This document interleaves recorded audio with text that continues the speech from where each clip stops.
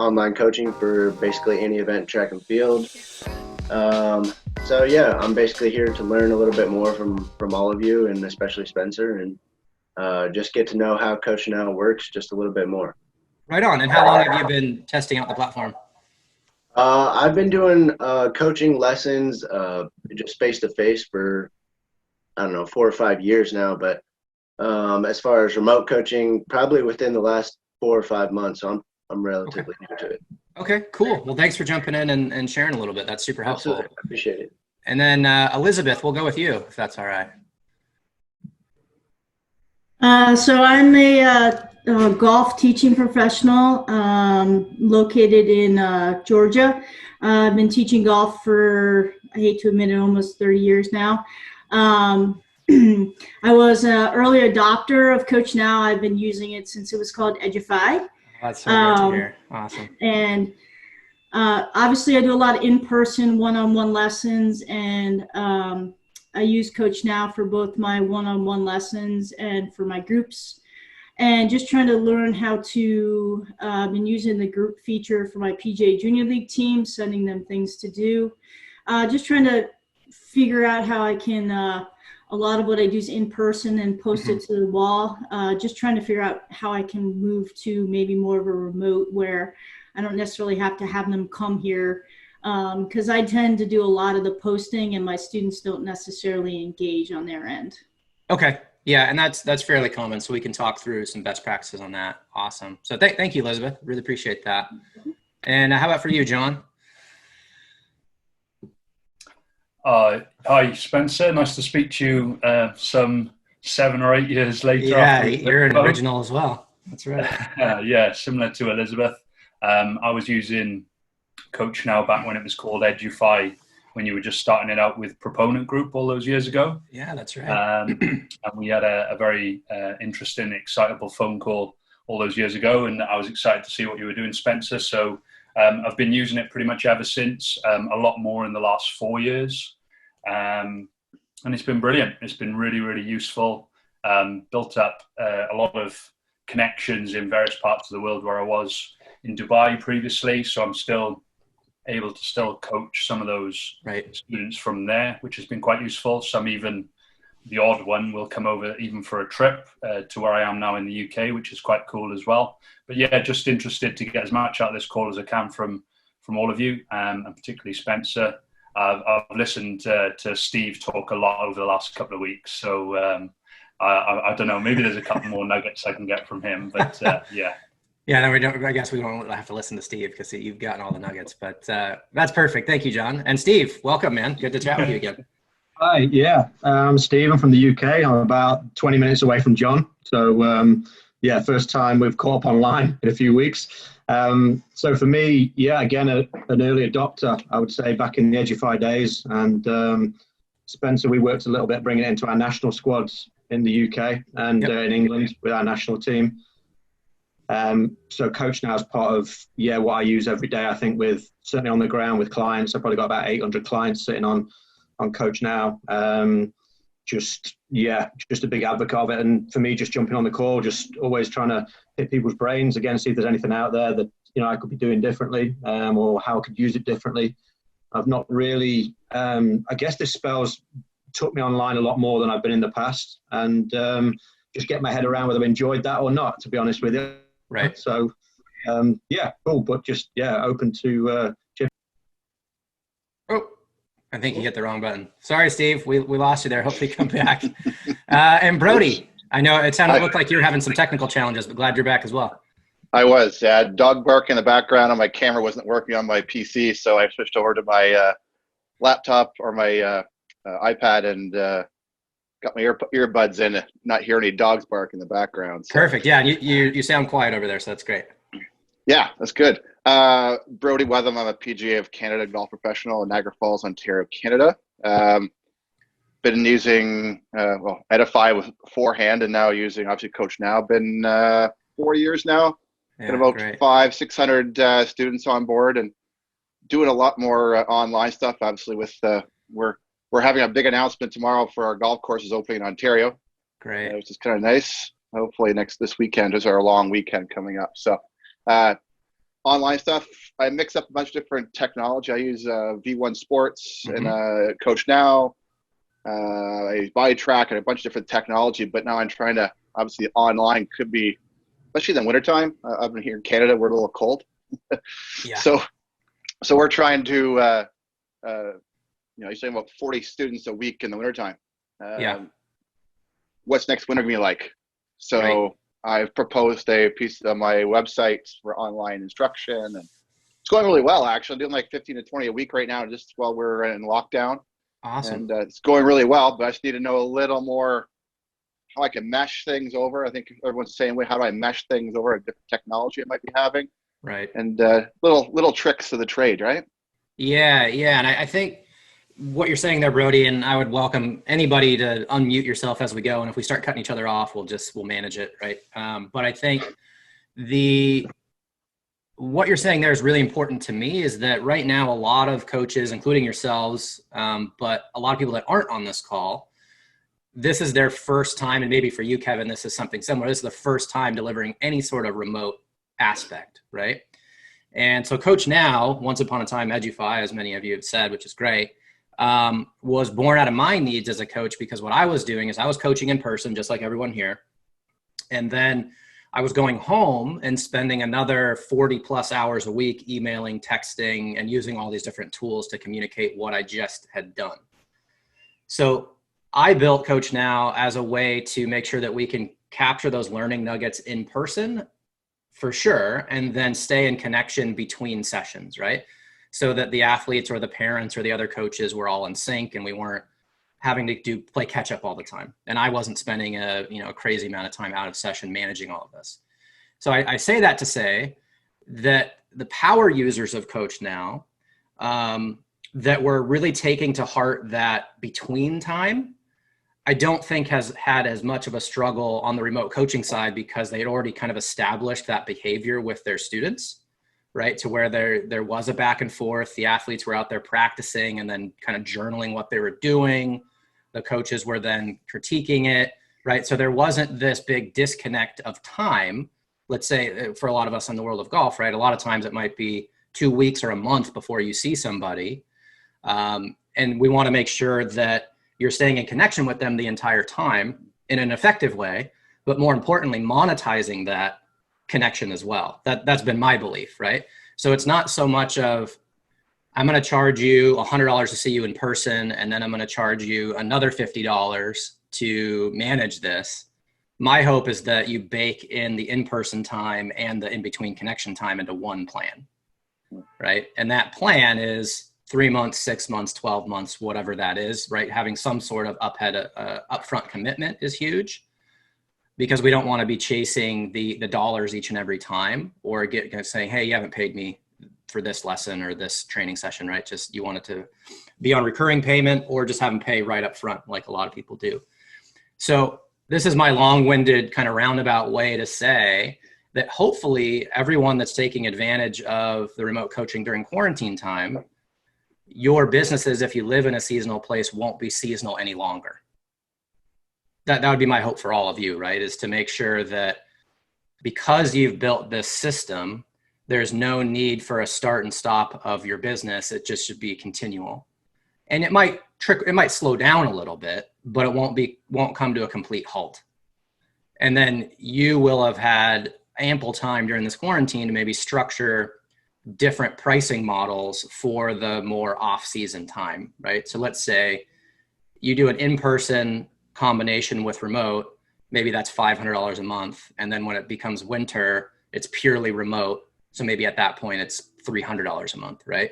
But all you're doing is just kind of tearing down your offer. You're not necessarily losing your clients at that point because the weather has changed. So Steve, I know you've been at this for a long time, and Steve's been using a lot of different technologies. I mean, he's written a lot of articles about it as well. I'm curious, what your thoughts are on what I was just saying, and how you've kind of bridged the gap between times. And I know you've got a lot going on, so just kind of curious what your thoughts are. Yeah, I think, you nailed it on the head for me, Spencer. I think we work from the same model in terms of I probably jumped to programs about 4 or 5 years ago, something like that. And I've spent probably a lot of time traveling around Europe just preaching that message to other coaches who I think of, again, probably not as severe as you get in Canada, but certainly we have weather issues in the UK. Yeah, for sure. And I think CoachNow for me has just become three massive things I see it as. One is that it's my full-time link to the client. So that becomes my ultimate add value in any program that I put there. I think when and you'll say this, Spencer, when it first went out there, we were trying to charge people to use CoachNow exclusively. And that was kind of a tough sell, which I think we get with stats packages and everything else. So to just be able to take, to put the emphasis onto the coach and go, you pay for CoachNow, and then do however you want to work that with your client, whether you want to charge them for it or, as I do, build it in, just becomes a massive add value. Then you get the link going back and forth all the time, which is huge. That keeps the conversation going, which is just a massive win for me, because I can offer a 24/7 feedback service to any client, which nobody takes up on, but it's there, and it's just a massive part of the program. So you can go, for $300, you get a 24/7 service. Send me a video whenever you want, and I'll come back to you within that timeline. Some people send one a week, some send one a month, some don't send any at all, but it's there and part of that package if they want it. And then the third thing, certainly with younger athletes or your more elite level athlete, is that you've got somewhere where they can journal, somewhere where they can reflect. And for me, I think the biggest part when I took it on board was that it just becomes the central hub for your team. So certainly with higher level athletes, to be able to have their physio, their psych, their home coach, their national coach, their manager, all in the same space, that was saving me so many hours in a week of having to pick up the phone and feedback, and just puts the athlete at the center and the emphasis on them to go, you journal, you tell people what you've been doing, and just gets them to take ownership at a much earlier stage. So yeah, I've gone off track a bit there, but in terms of the programs, it's a central part of it for me, because as you said, I can just run that 12 months round. Right. And through this time period here, nothing's changed. Money's still going on the bank on the first of the month. I've just had to change how I deliver that to people. Yep. And I love hearing that, because that's been the thing I've been preaching for many years, right? And that's why I built what I built, is so that we could have a more balanced approach to the way that we coach. I mean, I didn't want to be the grizzled golf professional with sunburnt neck and skin cancer, right? I didn't want to be that guy that had to exchange time for money exclusively for a long time. My parents have run restaurants, and then I sold insurance a long time ago, and I was hanging out with people that were making $1 million a month, whether they did anything or not, right? So for me, it was like, how can we create leverage? And in the coaching space, how can we, as people that sell our knowledge, create leverage as well without necessarily having to be in person all the time? Nothing will replace being in person. I don't think anybody's going to win a major championship or an Olympic gold medal and say thank you to the coach that I never met ever in person. I don't think that's going to happen. But I think for all of us here, we want to create multiple streams of income in any way that we can. And that's a big passion of mine for everybody here.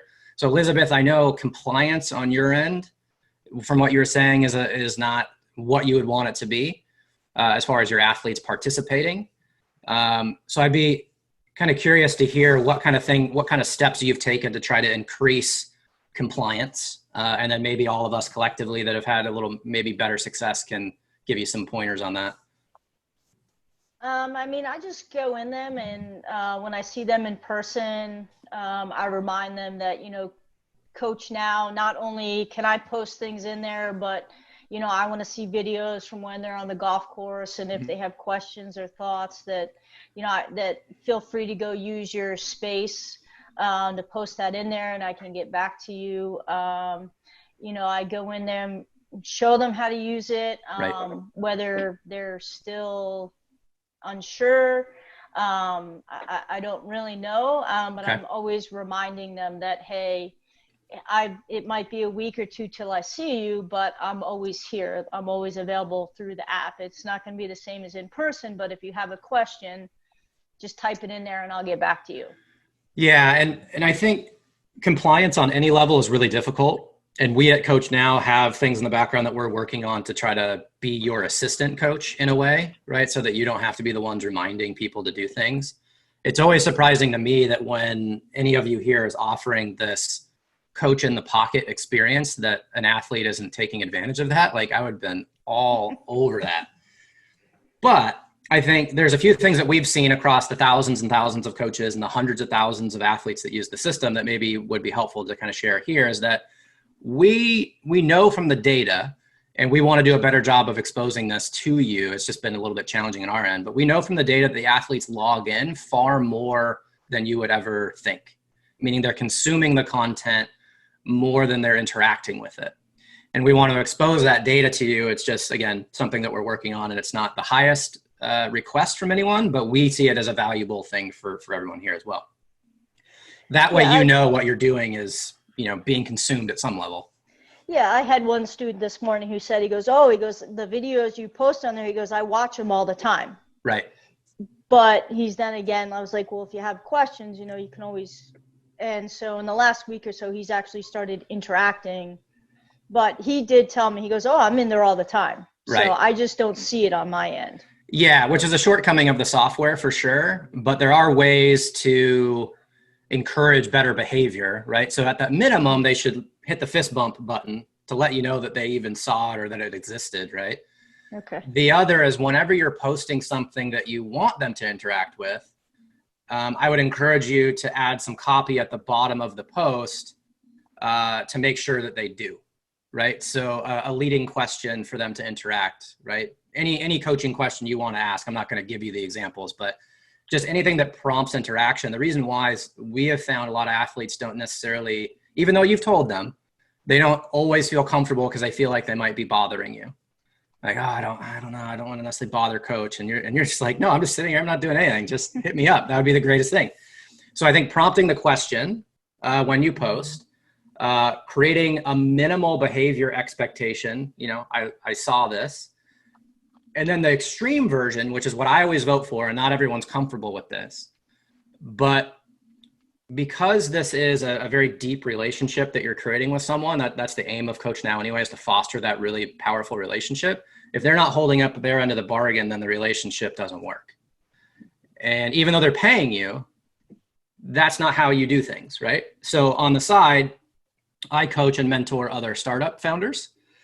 And there was one guy I had to cut loose this past week, actually, because he wasn't as responsive as I wanted him to be. He wasn't doing the things I wanted to do. He's paying me a good amount of money, and the opportunity was probably endless to just collect a really big check. But for me, I'm like, this is not how I coach. So we're not a good match, these expectations. So I cut them loose. So I'm not saying that you need to take that extreme tactic if it doesn't feel comfortable for you. But I think the coaches that have a lot of success and low stress and a high amount of compliance, they bake it into the very beginning of the relationship and say, this is how I do it. And if you don't do it, then we're not going to be here. Especially if you coach youth athletes, because the parents eventually will say, well, why isn't so-and-so doing better? And you all have to be on the same page to say, well, they're not logging in. They're not doing anything I've asked them to do. They're not journaling. So of course they're not getting better. That's just how it is. Of course they're not. So I think some of this will be on you to create the expectations, but also, and maybe some others can echo this after I kind of get off my soapbox here, would be if the pricing is a little bit more than what people feel comfortable with, then they're going to be more apt to interact, right? Because it's just, if it's a lower price point, like, just like Netflix, I could watch it or not. It doesn't really matter. I'll pay for it for the whole year. But some of my favorite models are coaches that are doing 6 month to 12-month commitments, and the price point's pretty dang high. $10, $12, $15,000. And I know not every family can pull that off, but it doesn't take a lot of those type of people to have a very meaningful business for yourself, right? So you could have like the Uber high touch elite offer for $10K a year. And then you just work your way down as well to offer something that's lower touch, lower effort, lower commitment, whatever. So I'll jump off and see if anybody else, has experience with doing that or any compliance tips that maybe I've missed. I'll jump in if you want, Spencer. Yeah. So after watching a lot of your webinars and talking to Steve and watching Mike Berry's webinar and stuff like that, there's been a lot of things that I've sort of jumped in on CoachNow that I was probably not using, but kind of related a little bit to compliance and what Elizabeth was asking about.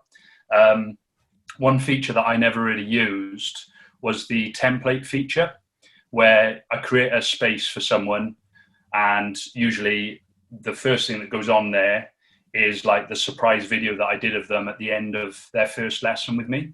I like to do it that way just because it created like a bit of theatre at the end of the lesson, because they're not expecting CoachNow if they're here for a live lesson or whatever. But what I realized I could do is actually do like a template which has already got two videos loaded on there before that lesson video.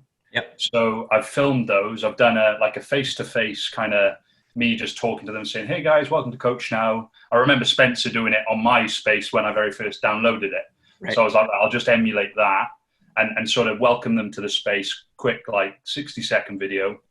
And then the second video was a video of like a screencast of me on my phone, with me kind of coaching them through how to post a video, how to make a comment, and how to press at least like and give me a little fist bump. Nice. And now I haven't tested it yet because I've literally only done it 2 weeks ago, and I haven't got any new clients from like live lessons as such to give you any hard data and say, yeah, that's definitely improved it. But for me, I'm looking at it now and I'm like, yeah, that's a lot cleaner. That's a nice little beginning interaction, because it's, rather than it being Spencer's video, which I used to put on a couple of groups before. I don't know whether that was what it was intended for, but I used to do that with people previously. It didn't work, and so I would just basically film the content of their recap of a lesson.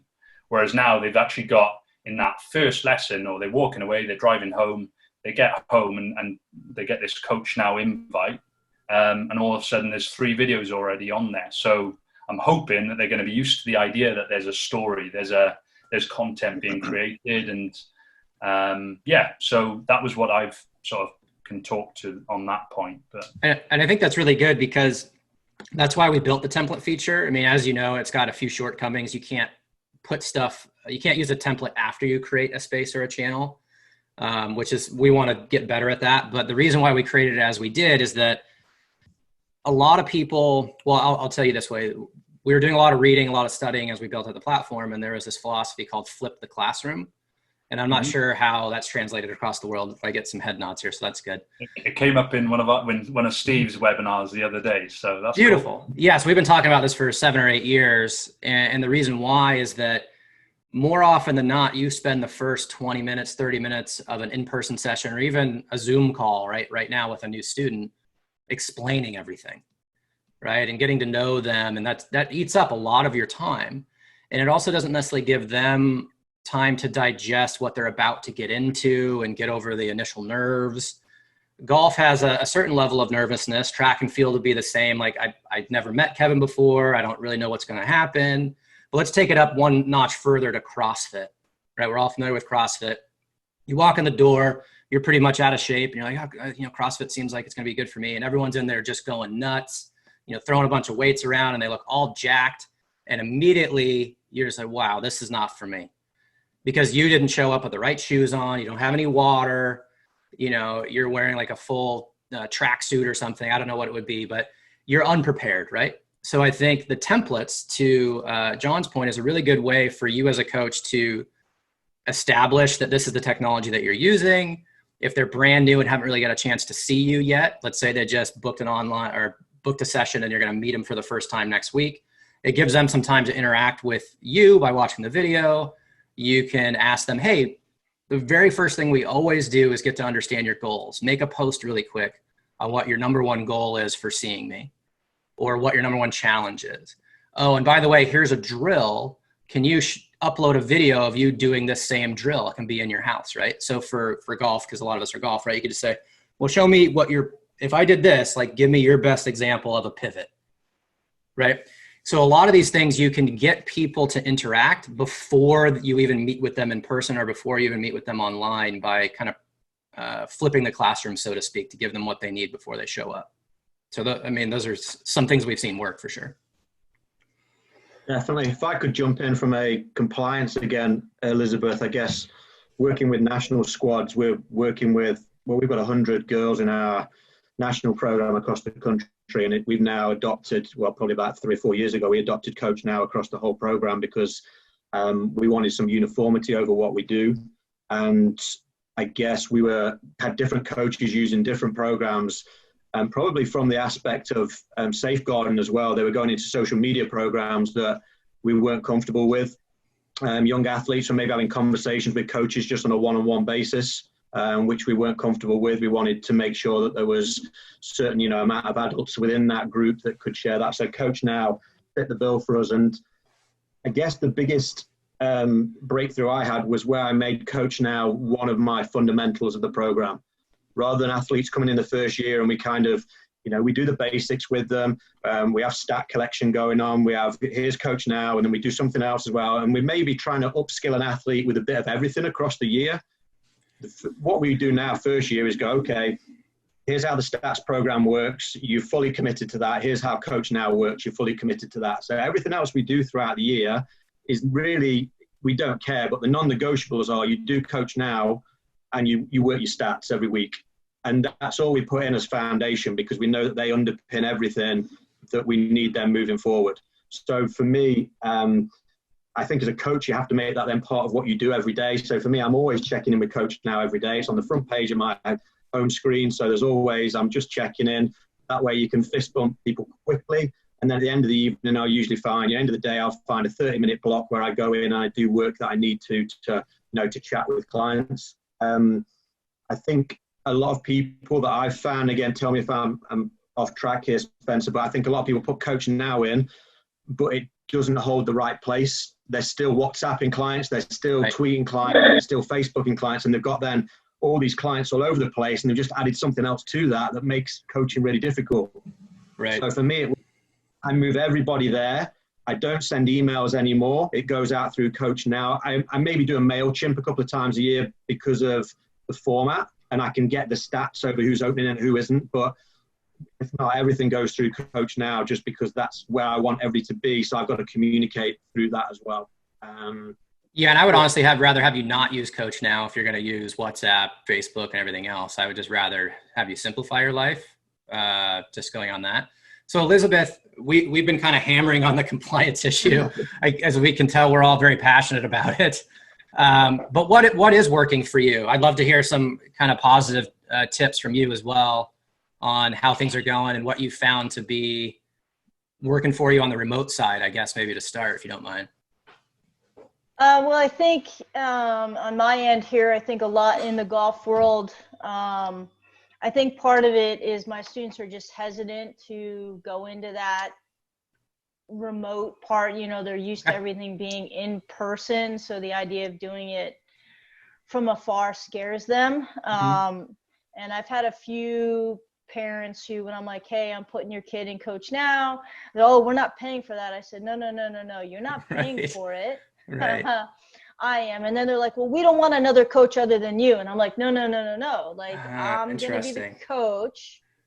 It's just a way for us to communicate when we're not. So for me, it's, I try to educate them as best I can on it, but I guess the way apps work and the way world works is that they automatically assume that there's some other hidden thing that is going to happen with it. So it's good to know. For me, I think it's just, there's some hesitancy on my students' parts. And I have students who are like, well, what if I'm not doing it right? And I said, listen, any practice is better than no practice. I'd rather have you try on your own and me not be there. So I think for me, it's just more education right now of, I guess, doing a better job with the template. And, when they first sign up for lessons and they come with CoachNow, just kind of, I don't want to say spending time going through it, but I feel like in person might be the better way to go there, of explaining This is the app, this is what it entails, because trying to do it remotely beforehand, people were kind of freaking out about it. So. Well, those are really good things. Well, not great things to hear, but good things to hear, right? Because this is the challenges I think we probably are all going to face, right? Education is a big deal for compliance. I'm wondering, So one of the things, right, and from a sales standpoint, this is some data that I think all helps us to just remember, right, is that on average, people need to be shown something or told something at least 7 times before they buy it, right? So if you want somebody to take action and interact with you in a positive way, or pay you, or be a part of your program, or whatever you're trying to get them to do, exposure is the key. And so I would encourage you, and maybe we can do this next time if everybody wants to do this, because this has been just a really nice conversation, is that if you want, you can bring your website to this call next time, and we can look at that in combination with your social media, in combination with everything, on how you're essentially sharing your story. Because a lot of times if CoachNow is an afterthought in your marketing and your onboarding, then they haven't heard about it yet. So it's going to take them 6 more times to take action, even though it's free, right?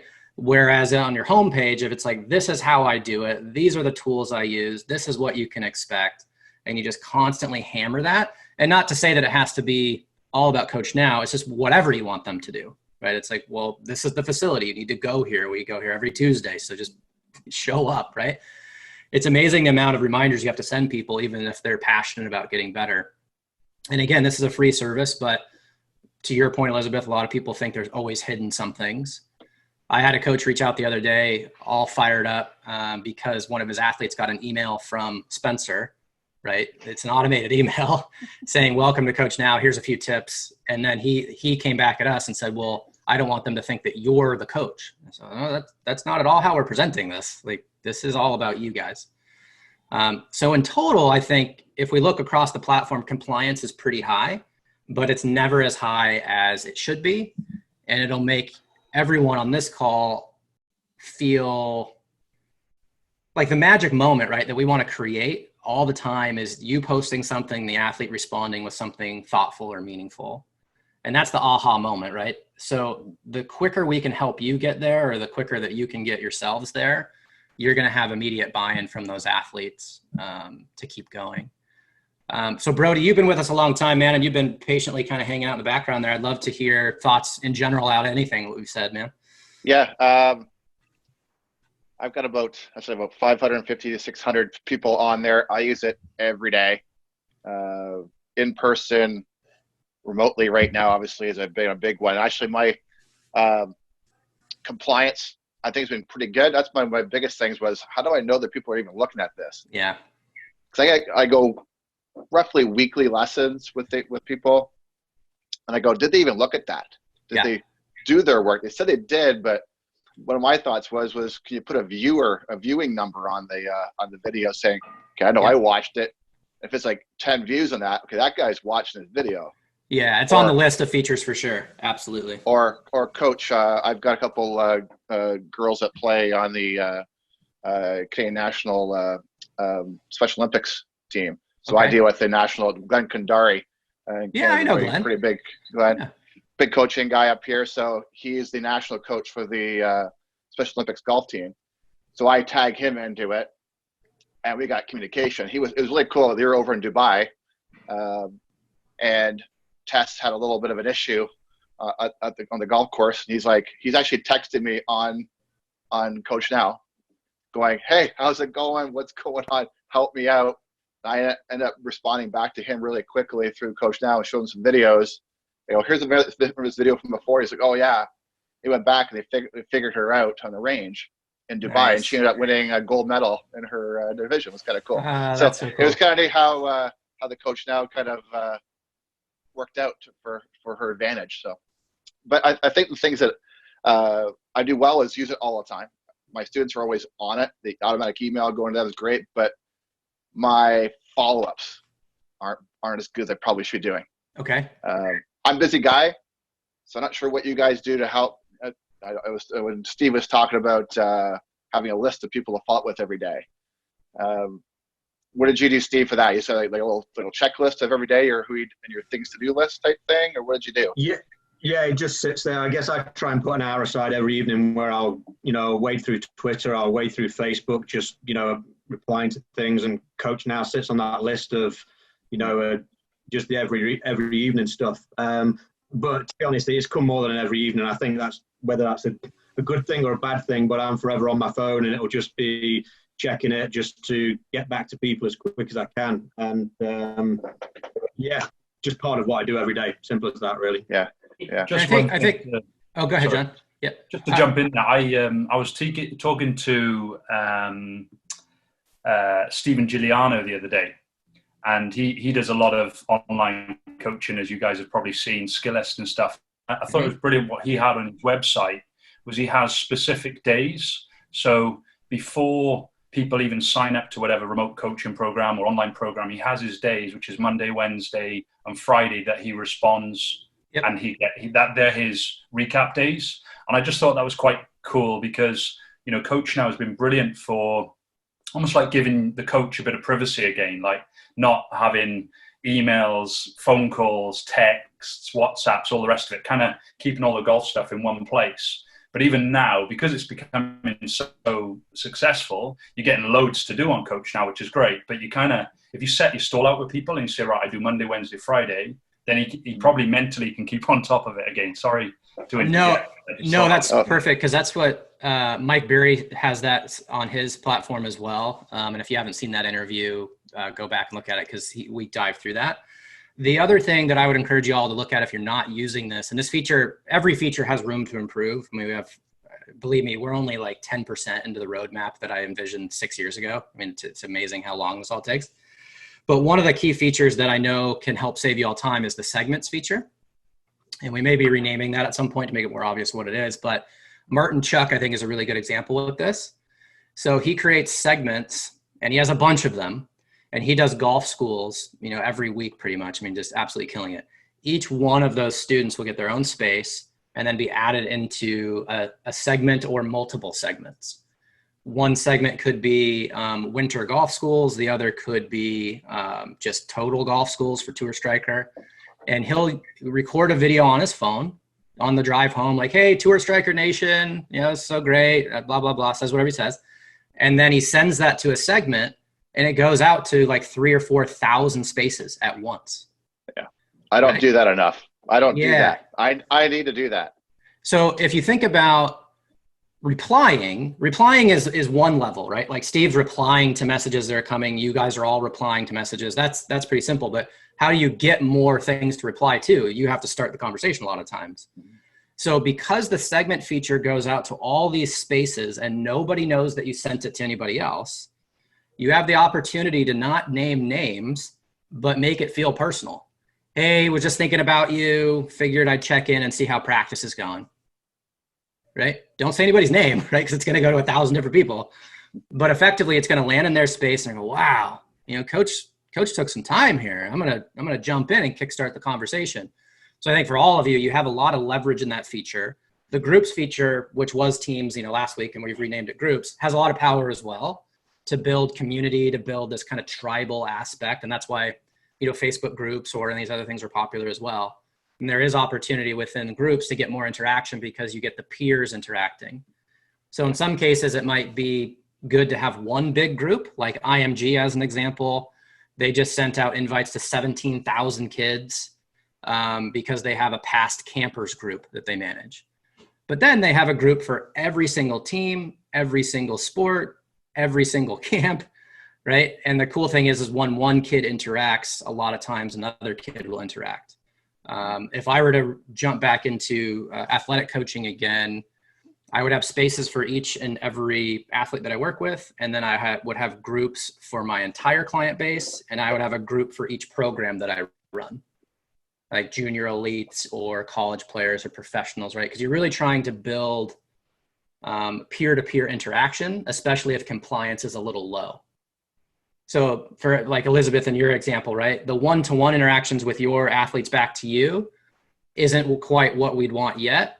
Maybe if we get the groups to work and there's a couple fired up kids in those groups, the other kids that aren't complying will, oh, well, if so-and-so's doing it, maybe I'll jump in. And then once they make one or two posts, it kind of opens up their minds, right? To say like, oh, I could do this. This isn't that hard. It's just like Instagram, right? So in general, I think the segments feature is a big deal for you guys. Again, we want to create more back-end automation to kind of help to steer things along so you guys aren't in front of your phone or your devices all the time. We want to lift some of that burden for you. And giving more statistics, I think, is a big deal, right? So we have analytic dashboards that we're producing, but the only ones we're producing it for right now are academies that have like 200 or 300 coaches, because they're paying extra for that. And it's pretty easy to do that world. It's just harder to do it on a very small one-to-one level right now. But Kevin, as we kind of get closer to wrapping up, Kevin, I just wanted to make sure to field, you've been taking some notes, I know, which is awesome, but I wanted to make sure to field any specific questions that you might have, or to me or to the group, or kind of anything that you've been hearing. Yeah, I wrote down a couple questions coming into this. Basically, I'm just starting out. Sorry, guys, I gotta go. Okay, sorry. Okay, no worries. Thank you, Brody. Have a great day, guys. Thank you. Thanks for coming. Thank you. Yeah, so basically, I'm just starting out. I have about 5 to 10 kids that I work with right now, in person, well, prior to Corona. Basically, my biggest question was, how did you guys start developing your clients originally before you, because right now I'm big on starting up. I really enjoyed the Mike Burry interview with his Instagram stuff, with his site and everything. So that's kind of where I'm at right now, building my Instagram following and bettering my site, and then trying to develop more clients is kind of where I'm at. I didn't know what you guys had to say about starting out. I've clearly got a lot of thoughts, but I'd rather have other people jump in on this one to start. I'll go ahead. Okay. So in terms of, do you mean clients via CoachNow, or do you mean like just generally clients? Either or. I mean, I'm trying to focus and push more remote coaching, and trying to funnel in kind of more people to train properly for track, because I know a lot of times kids don't get that track and field knowledge. They get a lot of YouTube coaches that their high school science teacher is teaching them. I'm trying to get somebody proper, track and field training that wouldn't have access to that. So maybe from a remote coaching standpoint, might be an offer to do, like, invite their best mate to, I don't know, post a video of their running technique or whatever, whatever you would use as your video analysis type feature, but post it to their individual space and say, right, you've got a 1 coupon voucher to submit, whatever it is, face on and down the line of them running. And then you can add that person as a fan as well to the group, and then do their kind of recap or their analysis of you sort of talking through their technique and telling them what you would, at the outset, what you might be thinking you might work on with them. And you've almost then doubled your number. Maybe that's I'm trying to think of it from a track and field standpoint. It's a little bit more tricky from a golf pro. Can I jump in there for a second? I think you've got it sounds like the word you use there, funnel them in. That's where I'd be looking at, is I think it's understanding where these people are at for you, Kevin. I think what we can try and do sometimes is end up trying to look for clients straight away, rather than trying to get them in the top end, and how you can start to bring them down towards being clients. I think CoachNow can fit in at several places there, but certainly higher up in the funnel, I probably wouldn't have CoachNow at that point. I'd have it much lower down. So what I mean by that is, okay, well, what purpose is Instagram for me? What purpose is Facebook? What purpose is, what am I going to give away at the top end to get people moving into that funnel? So as John just said there, that might be refer a friend, but I think your story is going to be key in this as well, Kevin. Just at the start there, the experience that you've had and what you've been through, I think you've got to find people's pain point, maybe on the journey you went through, on how you struggled to find coaches, or how your journey was either great because you worked with a coach online, or actually you could have done with that when you were competing more.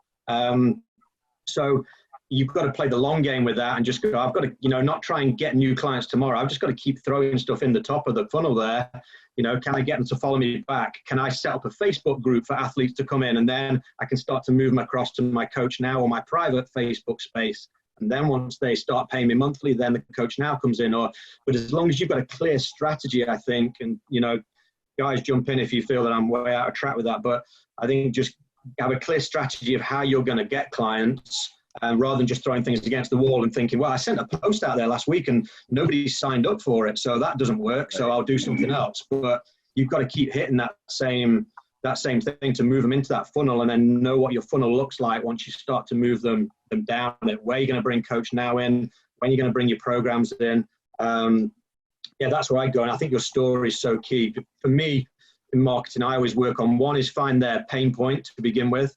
Two is then give them a solution to that pain point. And then three, give them the call to action. And that call to action is going to be down the funnel there. So as long as you can go, what am I doing with this post is, yeah, I'm finding their pain point, which could be, do you struggle? Ask them a question. Do you struggle, to get, enough coaching, or are you struggling with this or that? Again, same with John there, my track and field's not so strong, but just finding something that's going to be a pain point for them, and then giving them a solution to that problem, and then giving them a call to action. If you always have those three things in mind, marketing is pretty simple.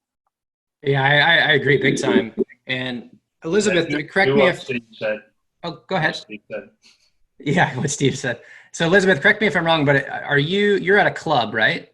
At a private club, or am I missing that? I'm at a private club, yes. Yeah. So like Elizabeth has a significant advantage to you, Kevin, right? There's no private country club for track and field. Right. So a lot of us have built-in clientele, but Elizabeth even is still going to have to grind to convert these people into full-time, paying students. So Elizabeth, maybe what kind of things have you seen work for you, even though you've got like kind of a ripe audience? Is there any kind of things that have been working for you to get them from just interest to, paying you that that Kevin can take? Here for me, it's basically just been word of mouth.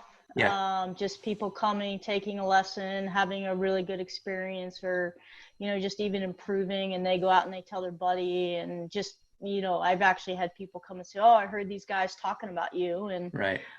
So that's pretty much how my business has been growing. Yeah. And word of mouth, there's nothing to ever replace that. So I think to John and Steve's point and Elizabeth's point, it's like, how can you magnify word of mouth? Right. And a big way to do that is to get testimonials, right? Testimonials all over the place, right? The other, I think, and Kevin, this might not be as applicable in your world, but it's at least an idea from a young coach. Like anybody that's kind of on the younger side or starting out, I would give this advice is this: if there's any coaches that are complementary to what you do, try to build a relationship with them. Hopefully, they're a little more seasoned than you are. They've been in the business a little longer. And the reason why I say that, thank you, Elizabeth. Yeah, thanks for joining. I appreciate it. Hopefully, at that point, they've got a bigger clientele potentially. And if they see you as a valuable tool to their clientele, then you can start to collaborate together, which is part of why CoachNow was built the way it was, is to have this active collaboration. And the other is that you're diving into their Rolodex and vice versa, right? So in your world, Kevin, if you're the specialist around a particular event within track and field, then it would probably partnering up with a physical therapist or a fitness trainer of any sort of functional movement specialist or anything. It's a little tricky, I know, during quarantine time to nail this, but if there's anybody that you can think of now, there's a great opportunity to do exactly what we're doing here, because I've seen it start to work, where you say, hey, we're going to do a virtual clinic or boot camp or training seminar. You send it out to whatever list you have. He or she sends it out to the list that they have. And you invite as many people as you can onto a webinar call and just educate people. And at that point, they're going to get to know you, get to know your story a little bit. They're more comfortable with you, and you might get some fans out of it that then end up turning into some customers. Then beyond that, can you do, see you, Manish, thank you for joining. Can you do the same type of interactions in person? So one of the most successful clinics, camps, whatever that I used to run was something called Train Like a Pro. I would be the technical person. I'd have a mental trainer and a fitness trainer, and we'd do an all-day training. And then for me, and track and field maybe isn't the same, or I know in fact it's not the same in this way. I partnered with local wineries, which is very bougie in golf. But the reason I did it that way is because I was the golf pro for the wine region that I worked in. So they sent my information out to every wine club member. Hey, if you want to get coaching, great. I would do these Train Like a Pros, and I'd have a winery sponsor it. So at the end, we'd have wine and cheese. So Kevin, we lost him. Dang. That was some good stuff he missed. Hopefully he can jump back in. Bummer. Well, hopefully he can jump back in. But either way, yeah, maybe you guys could take some of that, even though I don't think you need the help that he needs. But well, you can keep going because he's gonna maybe watch the recording. Yeah. So Kevin, this will be recorded. We miss you. The short end of it is, if you can find complementary professionals as well as complementary products or businesses to jump on board with, that would be a huge help. Right. So for you guys, I think it'd be, given the space that you have in the world. Kevin, there you go. We missed you, man. That's my fault. No worries. I don't know what you heard. It is recorded, so you get to play it back. But the last thing I was sharing is, aside from partnering with other professionals in your sphere, look for brands or products or businesses that you could represent. And what I used to do, and I think you may have missed this, is that I was the only golf coach in this very kind of booming wine region. No one else did what I did, for sure. I mean, there was golf professionals doing $30 an hour lessons or something. I was doing these big experiential days and like hardcore training. So I went around to every winery and said, I will be your golf professional. I put flyers in their things. They sent it out to their newsletters. And then beyond that, when I would do an event, they would sponsor a part of it and provide wine and cheese and all that kind of stuff to kind of make it a little cooler. So for you, I don't think wine and cheese is perfect in track and field, but I think, is there any sporting goods store locally that you could partner up with? Is there a track and field store? Is there anybody that you could kind of latch onto and create these partnerships to where it's a win-win for everybody? And then you're getting word of mouth referrals versus just shouting into the void of Instagram. Right. Remote coaching is cool for sure, but it's always going to work better if you've established a relationship with them in person to begin with, and then you move them to some sort of remote model, versus convincing some dude way off in another part of the country that you're the best. And he's like, well, I live in LA. I got another 20 track people here. I don't care what you say. So think about blowing up your local region and reaching out to these local businesses. And even if you can't meet anybody in person, they're still going to have affinity for you because they're from your same hometown, let's say. Gotcha. So just general thoughts there. And I always think, like John and Steve, right, could very easily partner up on something. John, and I'm not saying this is the right example, but it'd be John's the short game guru and Steve is the, long game guru, right? Why not partner up and bring each other more business? Yeah. I mean, I'm huge on that. I think it's that synergy. We always say 1 + 1 = 3. I think it's, if you sit in your own little world and expect clients to come to you, it's quite a difficult gig. And this lockdown period for me has been fantastic. I've had so many coaches pick up the phone to me, and just chat, which is great that they're reaching out. And it's no surprise that it's the young, successful coach on the phone and going, I don't know you, but I'd like to talk to you. And I think when I was a young coach, it probably delayed my progress because I was probably a little bit scared to reach out to those people. But actually, it doesn't matter what stage of your career you're at, you're flattered when somebody picks up the phone and goes, hey, can I grab 20 minutes of your time? You tend to go, yeah, of course you can. So I think for you, Kevin, you probably, with the level you've been as an athlete yourself, go reach back to the coaches that you work with down the line. Go set up an online webinar and go, you know what, guys, I'd love you to come on it with me and, invite your athletes on it as well. And it's just going to raise your status. We had a young pro in Ireland the other week who reached, he decided I think he just qualified as a pro. And he phones me up and he goes, will you come on Tuesday night and do a webinar for me, and we'll pay you X amount to do it. I was like, yeah, sure, that's cool. Because everybody's in a situ where the work had stopped and there's nothing going on.